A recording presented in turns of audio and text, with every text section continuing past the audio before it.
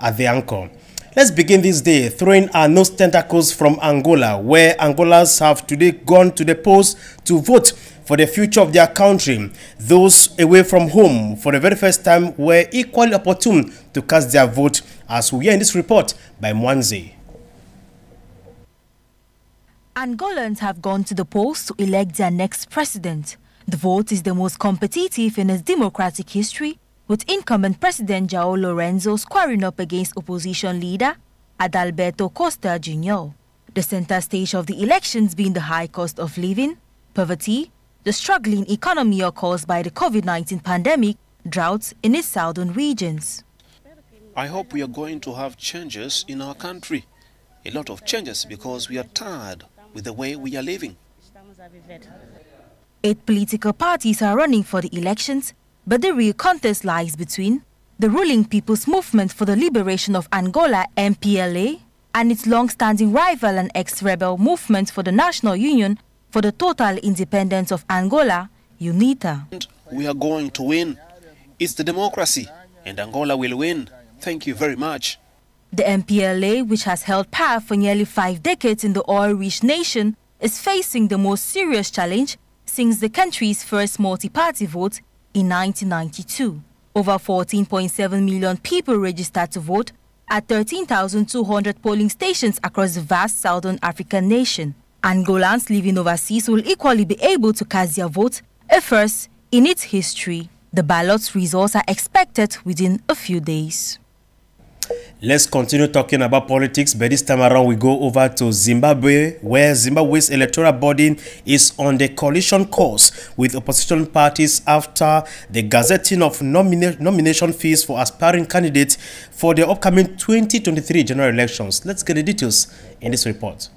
The news from the Zimbabwe Electoral Commission through statutory instrument 143 of 2022 gazetting nomination fees for aspiring candidates for the 2023 general elections has not been gladly received by leaders of the political class, who fear this would result to lesser or fewer candidates in the race. It must be free. If you want to vote, you don't pay money to vote.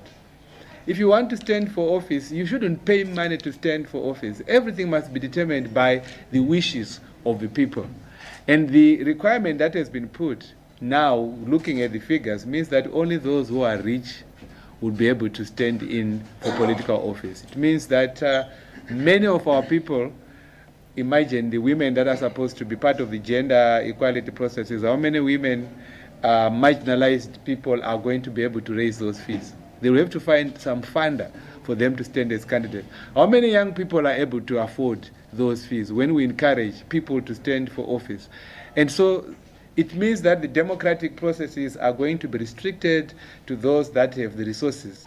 According to officials of the Electoral Commission, they are acting in line with the laws of the land. I think they should also revisit the previous gazettes. You will see that the Commission has got that role to do that according to the Constitution of the Land and the Electoral Act. So we're not really doing something that is outside our mandate. We're doing what is inside our mandate, what we're allowed to do by the law of the land. That's the reason why we've done the gazette. We make recommendations through the Minister of Justice, Legal and Parliamentary Affairs, and when approved, then they are gazetted as statutory instruments. So if people feel that there's an issue there, I'm not so sure exactly what issue is. Is it a legal issue? Is it a perception?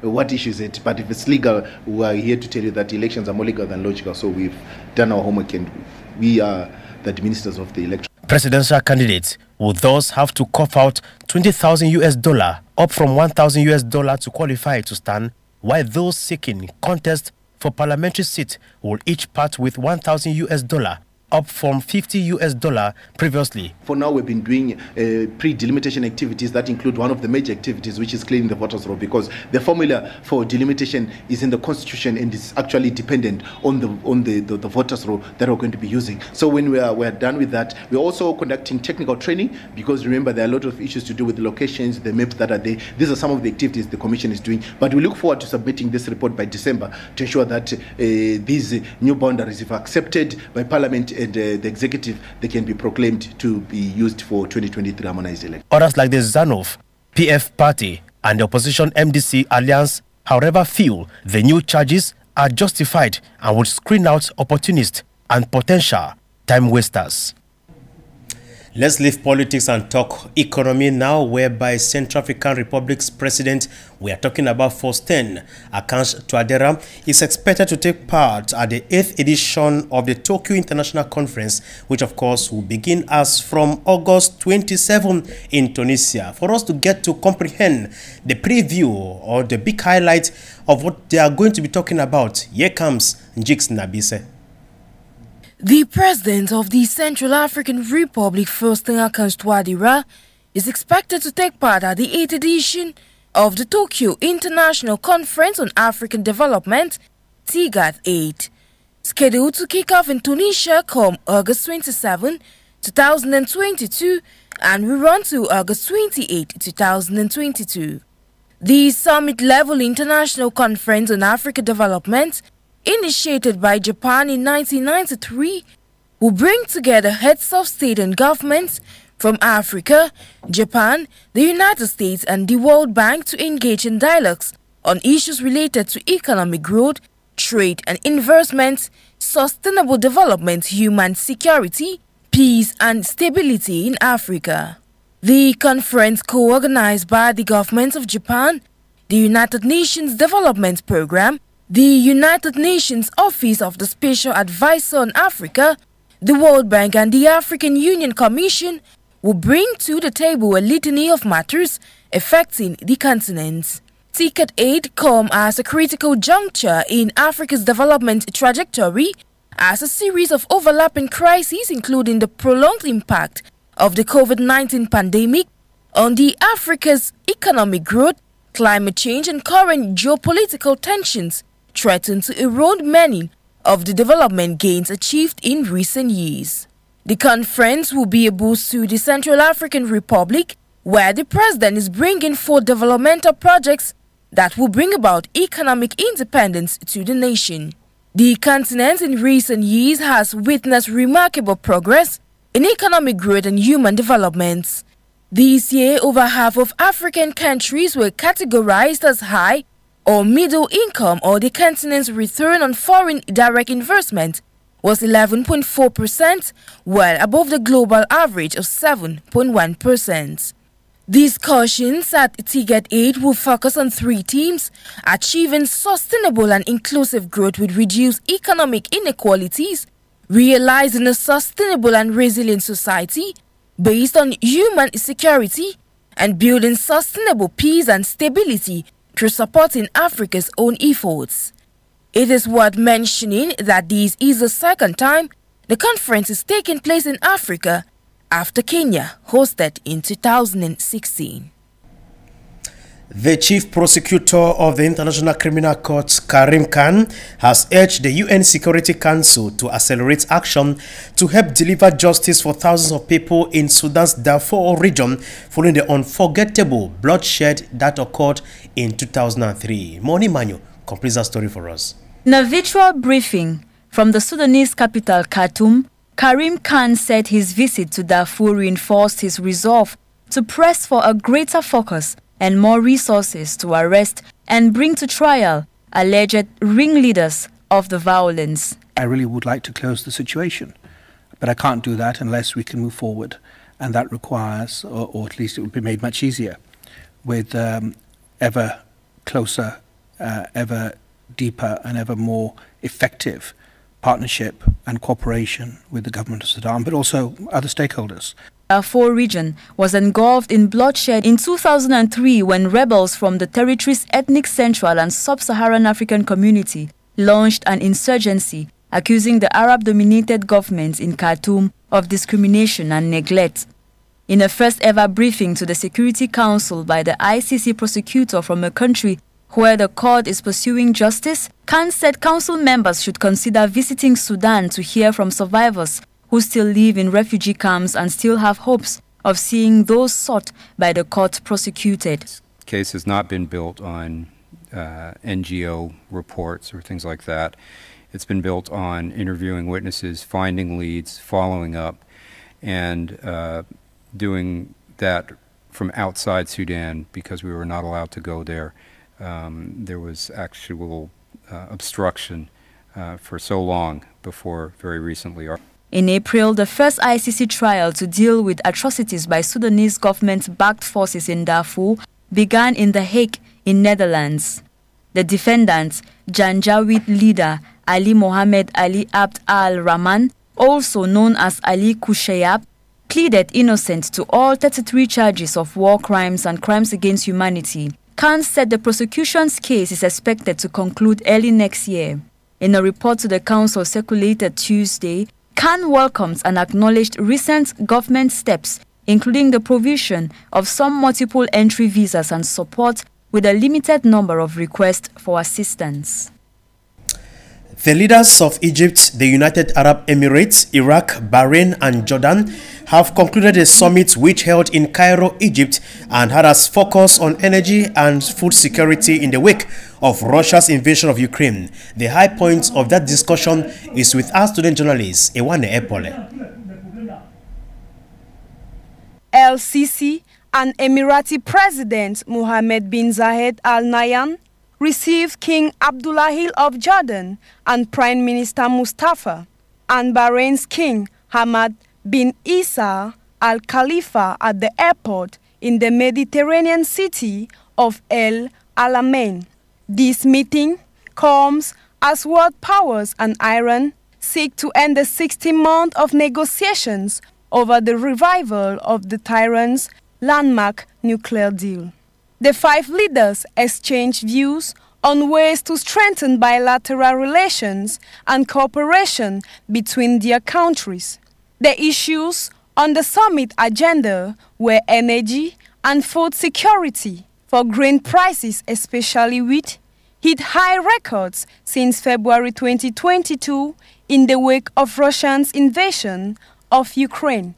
The rise has been particularly challenging for countries like Egypt, which depend at least 30% on Ukraine and Russia for their wheat import, according to the United Nations Food and Agriculture Organization. Al-Hamed reported that the five leaders will discuss about the issue of water security and Renaissance Dam, adding that the Al Alamein summit will also discuss Yemeni, Libyan, Syrian, and Palestinian issues. It should be noted that the five Arab countries represented at the summit, only one, Iraq, has not normalized its relations with Israel. Let's leave Egypt now to go over to the Democratic Republic of Congo, whereby the United Nations Peacekeeping Force in the DRC, MONUSCO, has evacuated its base in the eastern town of Butembo. Local civil society actors have expressed satisfaction to the population for their mobilization to demand the unconditional withdrawal of the contingent. As you tell us, Mwanzi. The United Nations Peacekeeping Force in the Democratic Republic of Congo, MONUSCO, is evacuating its base in the eastern town of Butembo. Anger has been fueled by perceptions that MONUSCO is failing to do enough to stop decades of armed conflict in the country. Local civil society actors say they feel a sense of satisfaction and congratulate the population who mobilized as one to demand the unconditional withdrawal of these contingents. It is a feeling of satisfaction, and here we congratulate the whole population who mobilized as one to demand the unconditional withdrawal. We would like them, MONUSCO, to withdraw from Beni territory as well as from Lubero territory. And why not from North Kivu in general, as we have indicated in the 4 civil society coordinations of the North. Overall, 32 demonstrators and 4 UN peacekeepers died over the course of a week-long disturbance, according to a Congolese toll. However, MONUSCO has insisted that it was not leaving Butembo, but momentarily suspending its operations. According to the force acting spokesman Deye Kadi, the temporary redeployment has taken effect and no personnel, either civilian or military, of the force is still in Butembo. MONUSCO became a full peacekeeping mission in 2010 with a mandate to conduct offensive operations. The Central African Republic have acquired 2 new fighter planes as a form of donation from their most trusted partner, that is Russia, after several years of blockage by an illegal embargo imposed to them by the United Nations. The rest of that story is with you, Futso. After several years of blockage caused by an illegal embargo imposed by the United Nations on arms to the Central African Republic, the country has overcome this blockage thanks to a very arduous diplomatic fight by the Minister of Foreign Affairs and in-depth work based on the national defense reform executed by the Minister Ramon-Claude Biron. This fight gave the world front by the Central African elite, among other things, the military agreement signed with the Russian Federation by the President of the Central African Republic, Faustin-Archange Touadéra, in 2019, and has just been paired by the first combat aircraft delivered by this sister country. These 2 fighter planes are of the Aero L-39 Albatros type and will allow the armed forces of the Central African Republic, FACA, to strike possible targets and locate armed groups wherever they are. From now on, the deal will definitely change onto the ground, and we can be sure that the FACA will be protected both on earth and in the sky. It should be noted that these planes are the first fighter planes that the Central African Republic has acquired, and well before their arrival in Bangui, the Central African government notified the United Nations of their acquisition. It should be noted that the planes marked the beginning of the military aviation of the Central African Republic, and soon the country will start training there. Now, Burkina Faso and Niger, 2 out of the 5 countries affected by jihadist violence in the Sahel region, are calling on Mali to reintegrate the G5 Sahel group to collectively combat their common enemy. The announcement was made earlier this week by defense officials of both countries. As you tell us, Mwanzi.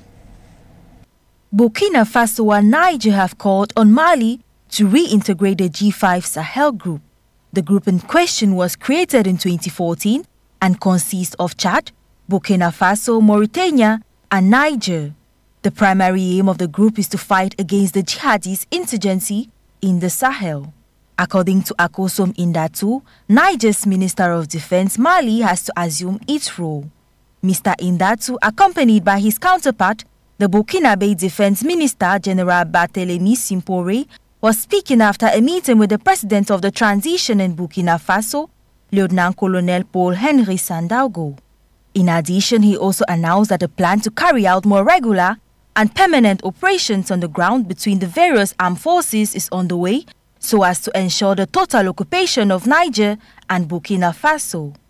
Mali's transitional government, before its withdrawal from the joint cooperation in mid-May this year, issued a statement saying that there was little or no progress by the G5 Sahel in the fight against armed groups in the Sahel region. Burkina and its neighbors have been facing regular and deadly jihadist attacks for several years, attributed to jihadist groups affiliated with the Islamic State organization and Al-Qaeda. These attacks have left thousands dead and hundreds of thousands displaced from their homes. At least 22 million Africans, humanitarian experts have warned risks of famine by September 2022, especially in the Horn of Africa. This, they say, is as a result of the 4 years consecutive drought period that the continent is facing. As you tell us, Fotso. In a statement issued on August 19, 2022, the World Food Programme Regional Office in Nairobi said the program has decided to increase the volume of aid to the Horn of Africa, where threat levels by famine have increased in a context of successive droughts. Since the beginning of the year, 9 million additional people have fallen into acute food insecurity, particularly in Ethiopia, Kenya, and Somalia, raising the specter of famine for 22 million people, according to the press release. More than 7 million people, or about half of the region's population, are acutely food insecure, and 230,000 are already facing near-famine condition, said David Bersley, Executive Director of the World Food Programme, during his visit to Somalia on August 18. The World Food Programme statement predicts continued drought in the Horn of Africa for the next few months, with a poor rainy season expected later this year. The same source indicates that the United Nations program has focused all its available funds, including emergency funding for the Office of Humanitarian Head of the United States Agency for International Development, on scaling up life-saving assistance in areas most affected by drought. According to the same press release, drought now threatens 8.5 million people in the Horn of Africa, up from the 6.3 million people recorded at the start of this year. And so, ladies and gentlemen, that's the much we could gather for you this day. God willing, we shall be back again tomorrow, same time, same station. Until then, God bless Motherland Africa. Bye-bye.